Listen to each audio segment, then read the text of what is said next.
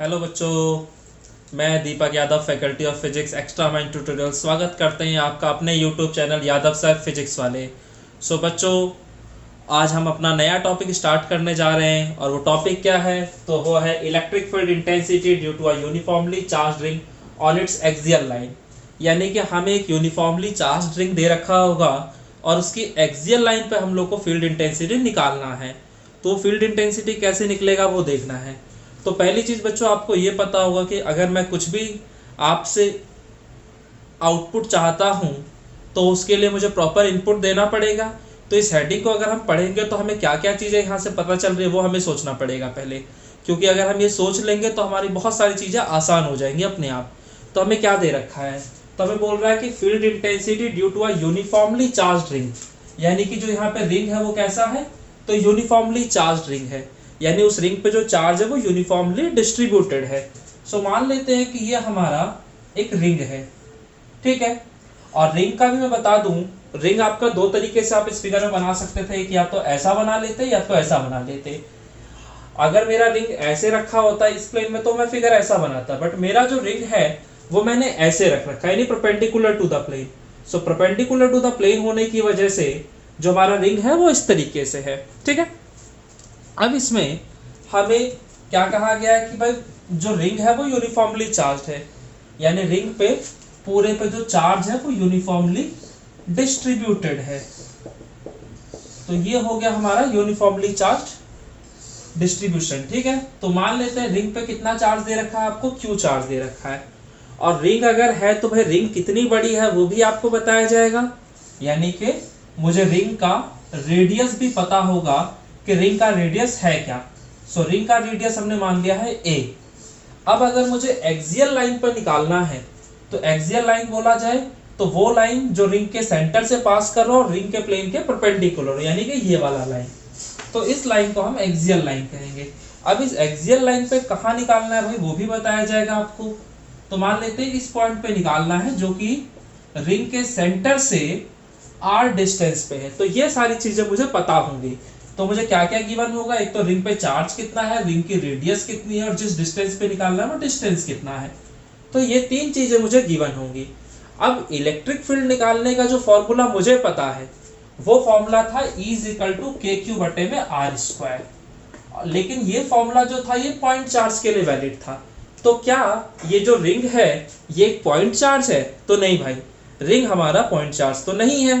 तो हम लोग क्या करेंगे, तो हम इस रिंग को बहुत छोटे छोटे पार्ट्स में डिवाइड करेंगे और इतने छोटे पार्ट्स में डिवाइड करेंगे कि इसका हर एक पार्ट जो है वो एक पॉइंट चार्ज की तरह बिहेव करने लगे। मैंने क्या किया, इस रिंग को एक स्मॉल पार्ट में ले लिया। ये मैंने इस रिंग का एक स्मॉल पार्ट ले लिया जिसकी लंबाई है dl और जिस पे चार्ज है dq। और इस पार्ट को मैं नाम दे देता हूं a b और ये इसका सेंटर पॉइंट हो गया c, ठीक है। तो पहले मैं इस स्मॉल एलिमेंट की वजह से यहाँ पर फील्ड इंटेंसिटी निकाल लेता हूँ। तो आपको पता है कि जो फील्ड की डायरेक्शन होगी वो हमेशा उस चार्ज को उस ऑब्जर्वेटरी पॉइंट से जोड़ने वाली लाइन के अलोंग ही होगी। फील्ड की डायरेक्शन ये हो गई। स्मॉल चार्ज था इसलिए फील्ड भी हमने स्मॉल लिया है DE। अब यहाँ पे आपको ये एक राइट एंगल ट्राइंगल जैसा दिख रहा होगा। तो इस राइट एंगल ट्राइंगल का अगर आपको ये साइड पता है, ये साइड पता है, तो आप ये वाली साइड निकाल लेंगे और इस साइड की लंबाई क्या होगी, तो square root of a square plus r square by using Pythagoras theorem, ठीक है। और दूसरी चीज, आप इसका ये एंगल भी पता कर सकते हैं कि एंगल होगा क्या। तो मान लेता हूं ये एंगल थीटा है, ठीक है। ये एंगल मैंने इसलिए लिया जिससे कि मैं इस DE को दो रेक्टेंगुलर कंपोनेंट्स में तोड़ सकूं। तो ये वाला जो कंपोनेंट होगा इसे हम कह देंगे DE cos थीटा और ये वाला कंपोनेंट हो जाएगा DE sin थीटा, ठीक है। अब ऐसे ही जैसे मैंने ये वाला एलिमेंट लिया था, जस्ट इसके डायमेट्रिकली अपोजिट में एक दूसरा एलिमेंट भी ले लूंगा और उस एलिमेंट को नाम दे दिया मैंने A डैश B डैश और ये हो गया C डैश, ठीक है। अब अगर इस एलिमेंट की लंबाई भी उतनी है जितनी इसकी थी तो इस पे भी उतना ही चार्ज होगा जितना यहाँ था। तो इस पे भी चार्ज हो गया हमारा dq। अब इस dq चार्ज की वजह से यहाँ पर जो फील्ड प्रोड्यूस होगा वो भी तो पहले जैसा ही होगा, यानी कि पहले अगर डीई था तो अभी भी इलेक्ट्रिक फील्ड आपका डीई हो गया। और ये ट्रायंगल और ये ट्रायंगल दोनों ही सिमिलर है, ठीक है। और अगर ट्रायंगल सिमिलर है तो भाई जितना एंगल यहाँ बन रहा है उतना ही एंगल यहाँ भी बनेगा। सो अगर ये वाला एंगल थीटा है तो ये भी थीटा हो गया। तो इस डीई को भी मैं दो रेक्टेंगुलर कंपोनेंट्स में तोड़ सकता हूँ। ये हो जाएगा डीई कॉस थीटा और इधर वाला हो जाएगा डीई साइन थीटा। तो अभी मैंने जो दो डायमेट्रिकली अपोजिट एलिमेंट्स लिए हैं उनको लेने का फायदा आपको समझ में आ गया होगा कि अगर मैं दो डायमेट्रिकली अपोजिट एलिमेंट्स लेता हूं तो उनमें जो वर्टिकल वाले कंपोनेंट्स थे इलेक्ट्रिक फील्ड के वो एक दूसरे के इफेक्ट को कैंसिल कर दे रहे हैं। क्यों? क्योंकि देखो दोनों का मैग्नीट्यूड जो है बराबर है और डायरेक्शन अपोजिट है, तो इन दोनों ने कैंसिल आउट कर दिया एक दूसरे के इफेक्ट को। सेम यही चीज तो बाकी जगहों पे भी हो रही होगी भाई। अगर इन दो डायमेट्रिकली अपोजिट एलिमेंट्स को मैं कंसीडर कर रहा हूँ और इनकी वजह से इलेक्ट्रिक फील्ड देखता हूँ और उस इलेक्ट्रिक फील्ड के वर्टिकल कंपोनेंट्स एक दूसरे के इफेक्ट को कैंसिल कर रहे हैं, ठीक है। तो ऐसी अगर मैं यहाँ पे दो डायमेट्रिकली अपोजिट एलिमेंट्स लूंगा तो उनमें भी तो सेम प्रोसेस ही रिपीट होगा। उनके भी वर्टिकल वाले कैंसिल हो जाएंगे, हॉरिजॉन्टल वाले ऐड अप हो जाएंगे। अगर मैं इन दोनों के अलावा अगर ये दोनों डायमेट्रिकली अपोजिट ले लूंगा तो इनमें भी सेम कहानी बनेगी। इनके भी वर्टिकल वाले कैंसिल आउट हो जाएंगे, हॉरिजॉन्टल वाले ऐड अप हो जाएंगे। तो ओवरऑल आप पूरे रिंग पे कहीं भी आप दो डायमेट्रिकली अपोजिट एलिमेंट्स लेकर देखेंगे तो आपको एक ही चीज मिलेगी कि उनके वर्टिकल वाले कैंसिल आउट, हॉरिजॉन्टल वाले ऐड अप, ठीक है। तो यानी कि जो नेट इलेक्ट्रिक फील्ड आएगा वो इन हॉरिजॉन्टल कंपोनेंट्स की वजह से ही आएगा। और अगर सारे के सारे कंपोनेंट्स की वजह से जो मतलब स्मॉल एलिमेंट्स हम ले रहे हैं उनकी वजह से जो इफेक्टिव इलेक्ट्रिक फील्ड आ रहा है वो हॉरिजॉन्टल डायरेक्शन में है, तो जो नेट इलेक्ट्रिक फील्ड होगा वो भी हॉरिजॉन्टल डायरेक्शन में ही आएगा। तो ये अगर यहाँ पॉजिटिव चार्ज था तो ये जो इलेक्ट्रिक फील्ड आया आपका नेट इलेक्ट्रिक फील्ड वो इस डायरेक्शन में आ गया, ठीक है। यानी कि हॉरिजॉन्टल के अलोंग और अवे फ्रॉम द सेंटर। अगर यही इस रिंग पे नेगेटिव चार्ज होता तो यही जो आपका इलेक्ट्रिक फील्ड बाहर की तरफ जा रहा है यही इलेक्ट्रिक फील्ड अंदर की तरफ आ जाता और इसमें कुछ नहीं होता, ठीक है। तो आपको मोटा मोटा खेल समझ में आ चुका होगा कि यहाँ पे अगर मुझे नेट इलेक्ट्रिक फील्ड निकालना है तो ये जो हॉरिजॉन्टल वाले कंपोनेंट है इनका इंटीग्रेशन कर देना है। यानी सभी भाई पूरे की वजह से निकालना है तो एक स्मॉल एलिमेंट की वजह से निकालते थे, फिर उसी का हम इंटीग्रेशन कर देते थे। तो यहाँ पर जो एक स्मॉल एलिमेंट है उसकी वजह से जो इलेक्ट्रिक फील्ड आया है, इफेक्टिव इलेक्ट्रिक फील्ड, वो है डीई कॉस थीटा। तो हम लोग कुछ नहीं करना, बस डीई कॉस थीटा का इंटीग्रेशन कर देंगे, सॉल्व करेंगे, हमारा डेरिवेशन कंप्लीट हो गया, ठीक है। तो आप अगर देखें तो आपका डेरिवेशन मैथमेटिकली मैंने कंप्लीट कर दिया है। अब बस यहाँ पे इसको करके मैं आपको दिखा देता हूँ, ठीक है। तो सोचो पूरे की वजह से अगर ई था तो स्मॉल एलिमेंट की वजह से डीई हो गया था, तो उस डीई की वैल्यू क्या होगी? तो डीई की वैल्यू आ जाएगी के डी क्यू बटे में आर स्क्वायर। आर स्क्वायर मतलब जो हमारा पॉइंट चार्ज है और ऑब्जर्वेटरी पॉइंट के बीच का ये डिस्टेंस, तो ये डिस्टेंस जो है वो square root of A square plus R square है। तो इसका स्क्वायर करना होगा हमें और तो कुछ नहीं है। तो के डी क्यू बटे में अगर मैं इसका स्क्वायर कर देता हूं तो ये वही चीज आ जाएगी रिपीट होके, ठीक है। अच्छा इसमें भी मैं एक काम ये कर सकता हूं, अगर आप देखो अगर चार्ज के टर्म्स में दे रखा है तो अच्छी बात है, हो सकता है आपको चार्ज डेंसिटी के टर्म्स में भी दे दिया जाए। और लीनियर चार्ज डेंसिटी का डेफिनेशन आप लोगों ने पढ़ा था, क्या होता था? Charge per unit length. ऐसे सरफेस चार्ज डेंसिटी का definition charge per unit surface area. Volumetric charge density का डेरिवेशन तो वो क्या था? तो चार्ज पर यूनिट वॉल्यूम। तो फिलहाल ये जो चार्ज डिस्ट्रीब्यूटेड है इस लाइन पे डिस्ट्रीब्यूटेड है, तो यहाँ पे लीनियर चार्ज डेंसिटी आएगा।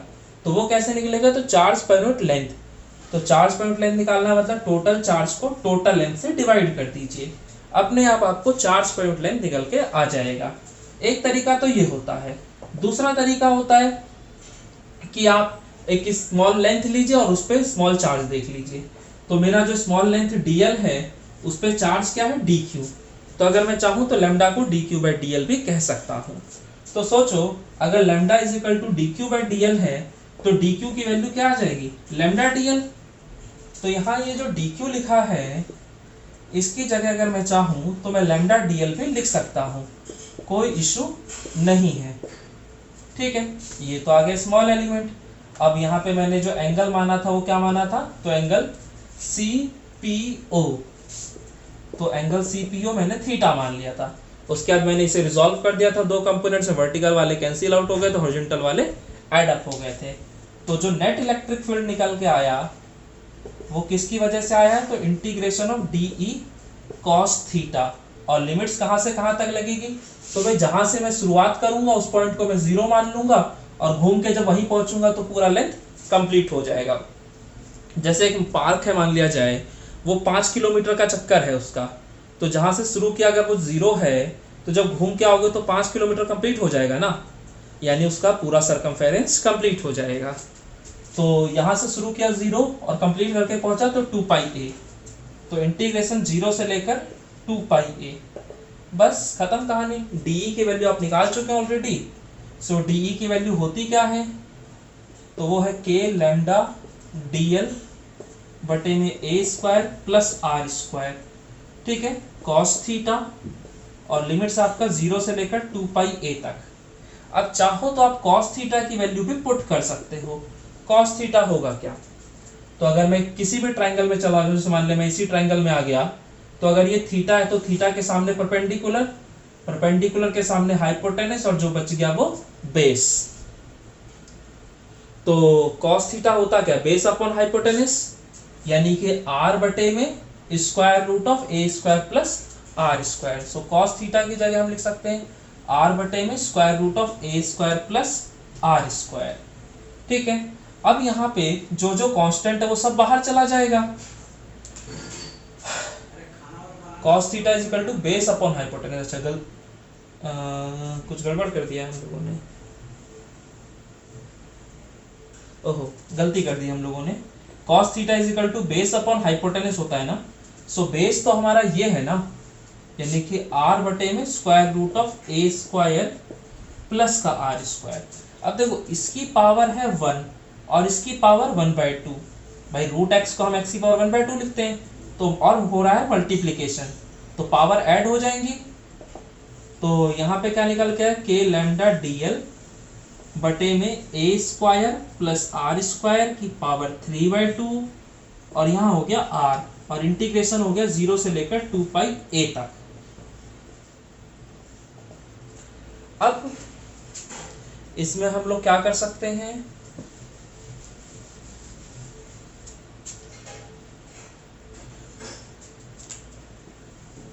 तो देखो बच्चों ये हो गया ना। अब इसमें जो जो चीजें कॉमन है सब, मतलब जो जो कांस्टेंट है सब बाहर निकल, तो सब बाहर निकल जाएगा सिवाय इस DL के। तो E इज इक्वल टू आ जाएगा k लैम्डा r बटे में a square plus r square की पावर 3/2 और बचा क्या, तो इंटीग्रेशन ऑफ DL, लिमिट्स आपका 0 से लेकर 2πa तक। तो k लैम्डा r बटे में a square plus r square की पावर 3/2 और DL का इंटीग्रेशन करोगे तो L आ जाएगा और इंटीग्रेशन हो चुका है, तो स्क्वायर ब्रैकेट, लोअर लिमिट नीचे, अपर लिमिट ऊपर। ठीक है, तो k लैम्डा r बटे में a square plus r square की पावर 3/2 और यहाँ पे L की जगह एक बार 2πa एक बार 0, तो upper limit minus lower limit होता है, तो 2πa माइनस का 0।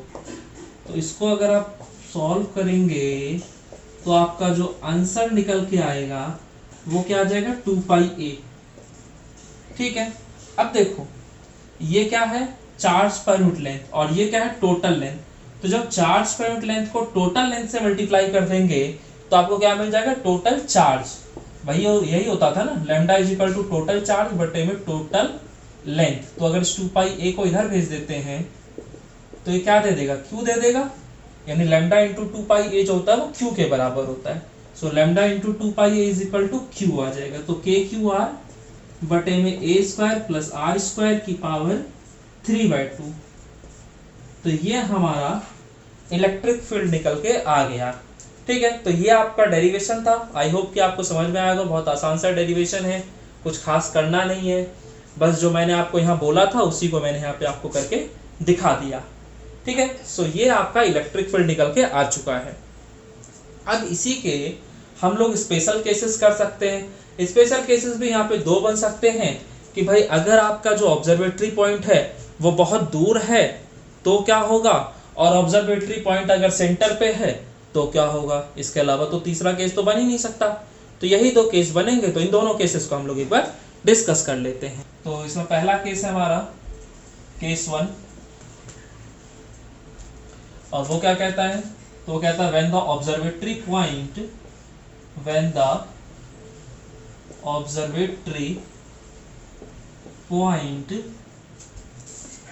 lies far away from the center of the loop, ठीक है। तो ये जो मेरा ऑब्जर्वेटरी पॉइंट है वो कह रहा है सेंटर से बहुत दूर है। तो सोचो ये पॉइंट जितना दूर चलता चला जाएगा इस r की वैल्यू उतनी ही ज्यादा बड़ी होती चली जाएगी, और r जो हमारा वो बहुत बड़ा हो जाएगा। बाकी ये जो सर्कल है ये तो वैसे का वैसा ही है, तो यानी ये उतना ही था लेकिन ये बहुत बड़ा हो गया। तो मैं कह सकता हूँ कि जो मेरा r जो होगा इस केस में वो a की तुलना में बहुत बड़ा हो जाएगा। तो अगर r बहुत बड़ा हो गया है तो R square plus A square अगर आप देखोगे तो वो लगभग आर स्क्वायर के ही बराबर आएगा, ठीक है। क्योंकि आपको मैंने पहले भी सिखाया था कि अगर ये बहुत बड़ा और इसमें बहुत छोटी सी चीज जोड़ोगे तो लगभग उस बड़ी चीज के ही बराबर आएगा, ठीक है। ये बिल्कुल वैसे ही जैसे अंबानी की प्रॉपर्टी में आपने मेरी प्रॉपर्टी जोड़ दी, मुझ जैसे गरीब इंसान की प्रॉपर्टी जोड़ दी, तो वो लगभग किसके बराबर आ जाएगा, तो भाई अंबानी की ही प्रॉपर्टी के बराबर आ जाएगा। तो बस यही चीज जो है मैं इस फॉर्मूले में डाल दूंगा और मेरा जो नया कंसेप्ट है वो निकल कर आ जाएगा। तो हमारा जो नया वाला इलेक्ट्रिक फील्ड निकल के आएगा वो क्या आएगा, तो के क्यू आर बटे में ए स्क्वायर प्लस आर स्क्वायर की जगह आर स्क्वायर, और जो वहाँ पावर थी वो 3/2 थी। तो बस इसको सॉल्व करो। सो के क्यू आर और आर देखो ये से ये कट जाएगा तो आर की पावर हो जाएगी 3, और यहाँ पे आर की पावर 1 है तो एक ये चला गया तो यहाँ बन गया आर का स्क्वायर। तो यहाँ से जो इलेक्ट्रिक फील्ड निकल के आएगा वो आएगा के क्यू बटे में आर स्क्वायर। और ये फॉर्मूला याद आ रहा होगा आपको, तो ये फॉर्मूला किसका था, तो एक पॉइंट चार्ज की वजह से इलेक्ट्रिक फील्ड का फॉर्मूला था।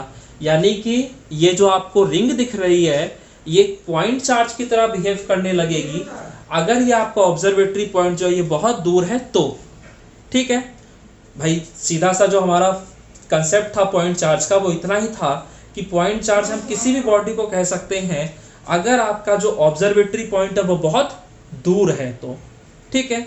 जैसे हमारा धरती है, धरती पे अगर हम बैठ के मून को देखते हैं, चंद्रमा को, तो चंद्रमा कितना सा दिखेगा, इतना सा।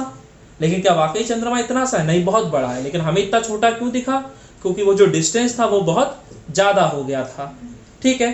तो किसी भी ऑब्जेक्ट के साइज की तुलना में अगर जो ऑब्जर्वेटरी पॉइंट का डिस्टेंस है वो बहुत ज्यादा होता है तो उस चीज को मैं पॉइंट ऑब्जेक्ट कह देता हूँ। सेम यही कहानी पॉइंट चार्ज की भी होती है, ठीक है। तो अगर ये ऑब्जर्वेटरी पॉइंट आप बहुत दूर कर दोगे तो ये आपका जो सर्कुलर रिंग है वो एक पॉइंट चार्ज की तरह बिहेव करेगा, ठीक है। सो फॉर्मूला भी आपका पॉइंट चार्ज वाला ही लगेगा। तो ये आपका एक सिंपल सा केस हो गया, पहला केस। और जो दूसरा केस है उसमें तो कुछ करना ही नहीं है।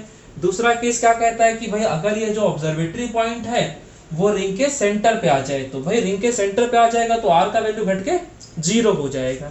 तो बस आपने क्या करना है, इस आर की जगह 0 डाल देना है। तो जैसे इस आर की जगह आप 0 डालोगे तो 0 से मल्टीप्लाई करने के बाद क्या हो जाएगा, तो पूरा इलेक्ट्रिक फील्ड आपका 0 हो जाएगा।